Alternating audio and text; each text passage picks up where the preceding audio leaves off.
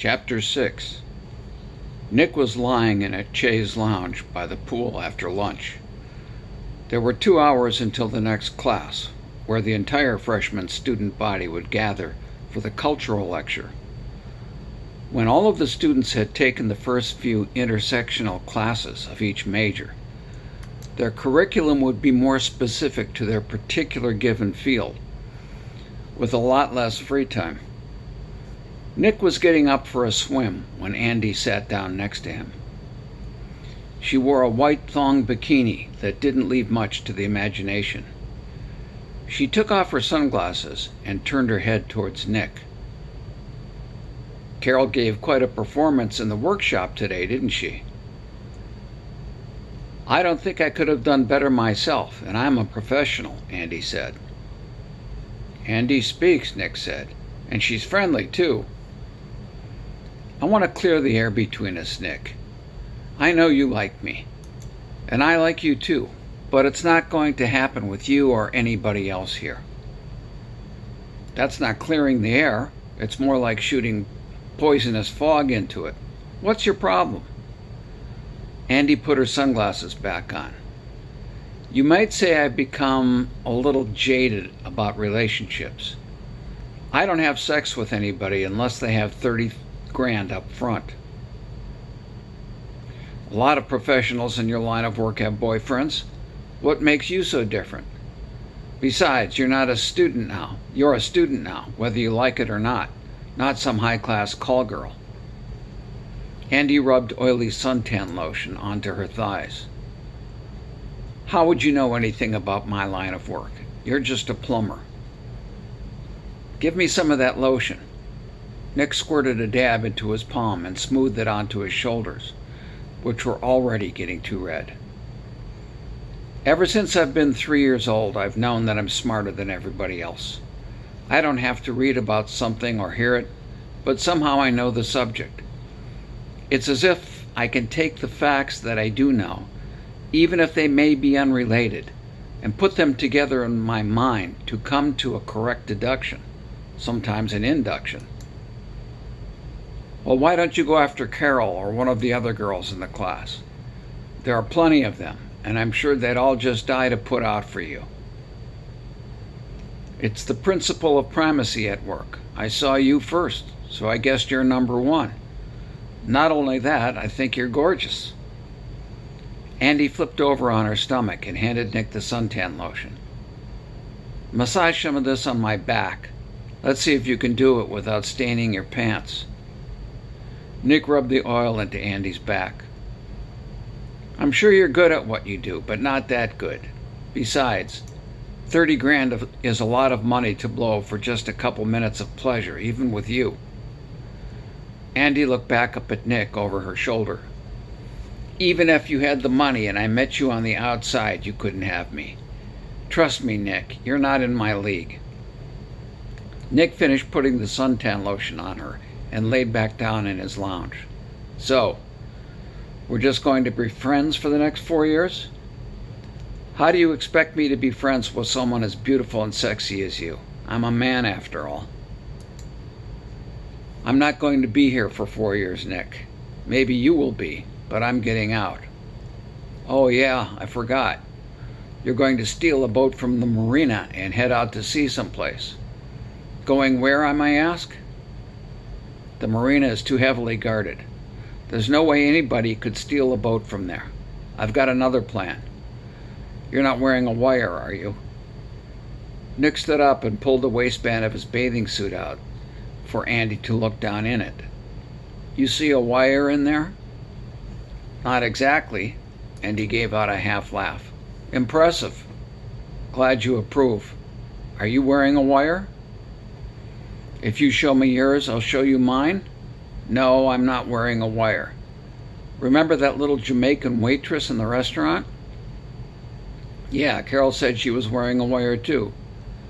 "The waitress might have been, but I think she's just playing both ends against the middle to get the most out of it wherever she can. She wrote a note to me on a piece of toilet paper in tiny little letters. She stuck it up in front of my face, and I read it. Then she rolled it into a ball and swallowed it. If we can make it to the other side of the airstrip, and then about 3 miles through the rainforest, there could be a motorboat waiting for us. To go where, Andy? Anywhere but here. This place is an insane asylum, and we're the inmates. They should just waterboard us and be done with it. We can get to civilization, change our identities, get new passports, and start new lives someplace. I can get us the money. Nick smirked. He shook his head. That only happens in the movies. Even if there was a boat waiting for us, what do you think would happen? You'd probably end up as a sex slave in Thailand, and I'd be shark food. No thanks. Andy sat up and made sure she kept her legs apart just enough so the outline of her vulva showed through the material of her bottom. She watched as Nick stared. I'd make it worth your while. You'd like that, wouldn't you, Nick? Yeah, I'd like that, but I'm not risking my life for it. As you said, there are plenty of other women here. I think I could even have Betty if I tried hard enough. She's kind of old, isn't she, Nick? You'd take her over me? Nick stood up on the pool deck, looking down at Andy. I would if I could live to tell about it. I don't like sex as a business. I want a real girlfriend. Andy got up from her lounge and walked to the edge of the pool. She looked back at Nick. All sex is a business, one way or the other, Nick. Andy dove into the pool. When she came up for air, she dog paddled, making sure her well-exposed breasts stayed just above the waterline.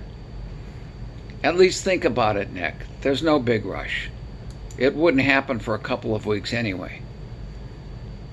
Nick left his lounge and dove into the water. He came up next to Andy and held on to her waist, his feet slowly pumping up and down, keeping him and Andy afloat. Kiss me, he said. They kissed. You're a good kisser, Nick said. So are you, Andy said.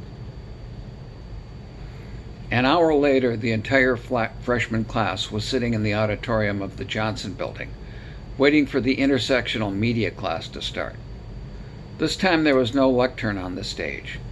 The stage was set up as a TV newsroom, complete with the anchor's desk, camera, a cameraman, professional lighting, and background that looked as if CNN had moved to the island.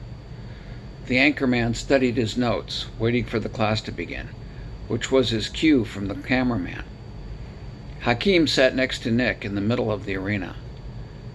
Andy and Carol were together closer to the stage, and Nick noticed that there was a tall, thin, good-looking guy sitting on the other side of Andy.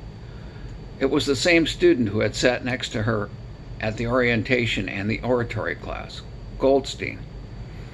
They weren't saying much to each other, but Nick knew the guy had been following Andy around the campus like a little dog follows its owner. He made a mental note of it. Nick leaned his head over and whispered to Hakeem. The news anchor looks just like Walter Cronkite. Who's that? Hakeem said. He was America's premier TV anchorman. He died about 20 years ago, so that can't possibly be him. But the guy is the spitting image. Hakeem shrugged. In this place, who knows what's what? Maybe the guy didn't die and just retired here. But why does he look the same age as 2 decades ago? Don't ask me. I don't even know who the guy was. But if it was him, they probably have some weird type of medical care here that could keep a person young. Hey, dude, I saw you kissing Andy in the pool from my window. Way to go, man. No offense, but does she shave down there? It's not at all what you think. Nothing here is. The class watched as the cameraman held up 5 fingers and started counting down to 1, and then pointed at the anchorman. In a deep and confident voice, the anchor said, Good evening, ladies and gentlemen. This is Walter Cronkite, and this is the CBS Evening News. Today, all over South Vietnam, combined North Vietnamese and Viet Cong forces attacked every military base, from the Central Highlands to the Mekong Delta. In the aftermath of the impressive surprise assault, in what's come to be known as the Tet Offensive, It is this humble journalist's opinion that the war in Vietnam cannot be won. It is time for us to withdraw from that country with dignity, knowing that we did the best job we possibly could, but it just was not good enough.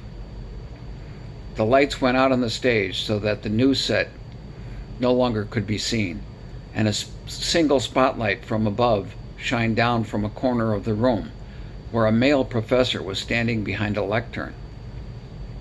The man looked a lot like Professor X, but with more hair and no glasses. "Does anybody know who that was?" the instructor said. Nick raised his hand, but so did the young man sitting next to Andy. The professor called on the other man. "Mr. Goldstein? Who was that anchor man?" "Walter Cronkite, sir." Andy gave Goldstein a big smile and patted his shoulder. Nick wondered if she was recruiting him, too, as part of her ridiculous plan to escape. Yes, it was Walter Cronkite. He was everybody's polite uncle and grandfather. He was a man so trusted that every American believed any word he said, even though most of it was a brazen lie. I'm not going to tell you where he learned his craft, but we teach it here. If you are in the media major curriculum, you should strive to be like Walter Cronkite, unassailable by anyone.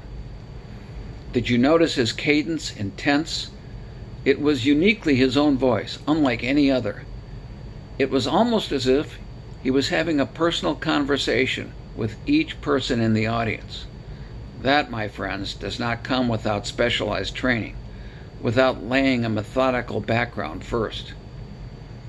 You can learn much of that in your oratory classes. But what you will learn here is even more important. Does anyone know why J. Edgar Hoover stayed as the head of the FBI through 8 presidents and 37 years of service? Goldstein raised his hand again. Because he had dirt on every influential American and other major leaders around the world. They all did whatever he wanted so he wouldn't make the dirt on them public. They feared him. Precisely, the professor said. But not everyone can look and act like Walter Cronkite. Not everyone can acquire dossiers on world leaders. What if you are a woman, or you're black, or gay, or a combination of all three? How about a child, or a person with a disability? No hands went up. Nick felt as if he was losing ground to Andy from Goldstein, so he raised his hand, not having thought through his response. Even with a compelling substantive argument, if anybody criticizes a woman, he will be labeled a sexist or misogynist. If anybody criticizes a black, he will be labeled a racist. If anybody criticizes a gay, he will be labeled a homophobe. And the rest of the people in those categories will dox and silence anyone who criticizes them. That makes such an anchor person unassailable. There was a deathly silence in the classroom, and even the professor took a moment to form words. "Mr. Falcone, you summed up the mission here at the college in 2 seconds. You probably won't need 4 years here. You'll be ready for the world the moment you find an unassailable identity for yourself. We will help you with that." About half the class sounded out a low-toned boo, and half applauded. Nick made a special note to see if Andy would turn her head and look up at him. She didn't, but Goldstein did, flipping Nick a quick middle finger. Nick whispered to Hakeem, "Guess I must have touched a sore spot on Loverboy."